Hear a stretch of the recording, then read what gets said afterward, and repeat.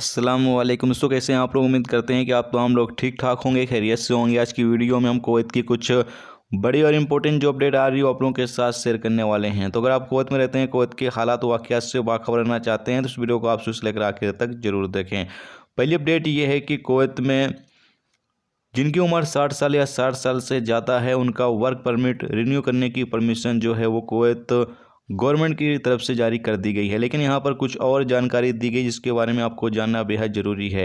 Update के मुताबिक बताया ये गया है कि ऐसे वर्कर जो कि डोमेस्टिक का काम करते हैं, यानी कि अगर आप खादिम वीज़े पर कुवैत के अंदर मौजूद हैं और आपकी उम्र 60 साल से ज़्यादा या 60 साल हो चुकी है तो फिर आपका वर्क परमिट जो है वो रिन्यू नहीं किया जाएगा। यानी कि ये जो वर्क परमिट रिन्यू करने का कानून लागू किया गया है ये डोमेस्टिक वर्करों के ऊपर लागू नहीं होता है। डोमेस्टिक वर्करों का वर्क परमिट जो है वो रिन्यू नहीं होगा अगर वो 60 साल या 60 साल से ज़्यादा हो चुके हैं। ये कानून सिर्फ जो 18 नंबर यानी जो कंपनियों में काम करने वाले बंदे हैं उनके ऊपर लागू होता है। जबकि यहाँ पर यह भी कहा गया है कि जो कंपनियों में काम करने वाले गैर मुल्की वर्कर हैं जिनका उम्र 60 साल या 60 साल से ज़्यादा है उनका जो हेल्थ इंश्योरेंस है वो 400 से 500 केडी लगेगा। यानी टोटल उनका जो साल का इकामे का और हेल्थ इंश्योरेंस का जो खर्चा है वो 650 से 750 केडी तक का आएगा। इसके साथ ही आगे ये बताया ये गया है कि जो नया वीज़ा है, अगर जिनकी उम्र 60 साल या 60 साल से ज़्यादा है वो नए वीज़े पर कुवैत आना चाहते हैं वर्क वीज़े पर, तो उनको वर्क वीज़ा जो है वो जारी नहीं किया जाएगा।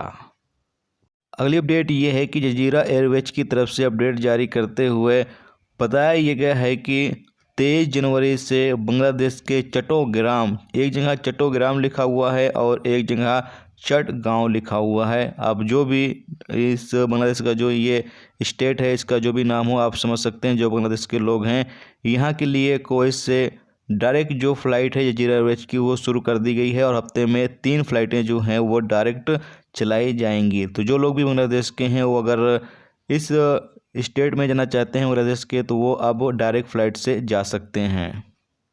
इसके साथ ही अगली अपडेट ये है कि आपको बता दें कि हाउली के इलाके में ज़बरदस्त कार्रवाई की गई है। म्युनिसिपैलिटी की टीम ने जो सड़कों पर गाड़ियां खड़ी रहती हैं जिसको कोई पूछने वाला नहीं रहता, यानी कि जो गाड़ियों के मालिक होते हैं वो गाड़ी खड़ी कर देते हैं और काफ़ी टाइम तक गाड़ी जो है वो खड़ी रहती है, उसको कोई पूछता नहीं है। तो इस सूरत में बताया ये गया है कि म्युनिसिपैलिटी की जो टीम है वो ऐसी गाड़ियों को उठा लिया है। तकरीबन 215 ऐसी गाड़ियों को जो है वो जब्त किया गया, यानी कि उठा लिया गया है।